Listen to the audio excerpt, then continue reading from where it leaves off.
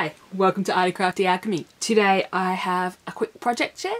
I'm the Arty Crafty Alchemist. Let's see what I made. I have these pieces of paper in front of me because they are what I used to make my project. I used the Cherry Tree Lane collection, and all these papers came from the Kaisercraft clearance paper packs that they have on their website at the moment. I used Telegraph. I used this side, I didn't use that side at all. Then this is the side I used of this paper, which is postcards. Now you get 5 of each of these papers, which is why it didn't bother me too much to cut up some of the cutter parts. I will use the cutter parts in other projects, but I have 5 sheets of that, so I was happy to use some of the green for this project. Then I used correspondence. On the back it's just the plain distressed paper, so I went with the collage. Then I used this side of this paper, and it is called leather. I felt that the leather was far too dark to go with what I was making. And then finally I used this side of the quill, which is these pretty blue and white flowers, and on the back it has this blue old wallpaper.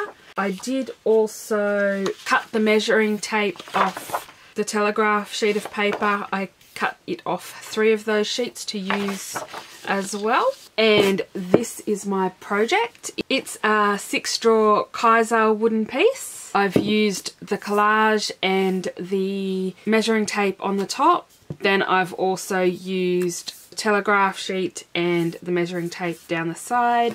The same for the other side. Then I have made the 6 drawers, and each drawer has been painted on the inside with plaid folk art parchment, on the outside with plaid folk art burgundy, and then I have stamped them on the outside with the metallic stays on gold, and they're stamped with this Fleur Botanic stamp set that I got with Card Making and Papercraft in 2013 by the looks of it, so a long time ago. And then on the inside of the drawers, the undersides of the shelves are painted gold. I have the green paper as the base of the shelves. And then as the sides of the shelves, I have the blue and white pretty florals. For this drawer, I have an organza flower, a Prima flat flower, and then layered up a Prima rose on top. This is a button from Tim Holtz. I've just cut the shank off the back of it with some beading tools. And the flourish is from the Tim Holtz Flourish Steel Rule die. And then I've used the same blue background piece that's in here for that drawer. This is the Telegraph paper again, and I didn't embellish that one, I just wanted to leave those flowers showing. This is the correspondence collage sheet, and it had the birds and the flower in that section, so I cut that piece down to use because I thought it would look nice on the drawer. I ended up having to trim both my top part and the drawer. I ended up having to trim down so I could have this beautiful rose at the top, and then on this one I trimmed up so that it would have mostly the bird on the drawer. And then for this piece, it's another Tim Holtz Flourish, and then these are some Prima flowers, and from the same packet that this came from, they had this flower as well, which these colours all worked in with the colours from the box. And then again, this one is plain because I wanted to see those beautiful florals. And then finally for this one, we have this paper from Inside Walls, and this is a Tim Holtz Steel Rule die as well. It is, I can't remember what it's called off the top of my head, but it has the bird on a branch.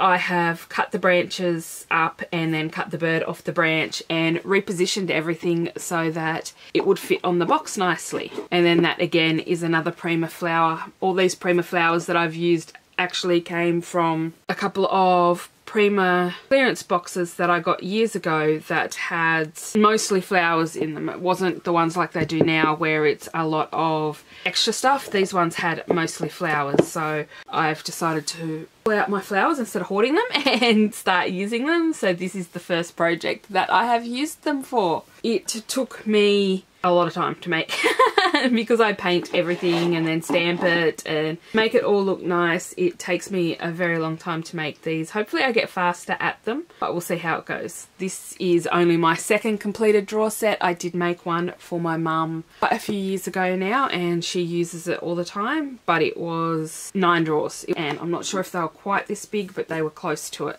So she has a 3x3 set of drawers. Anyway, I really hope you enjoyed my project chair.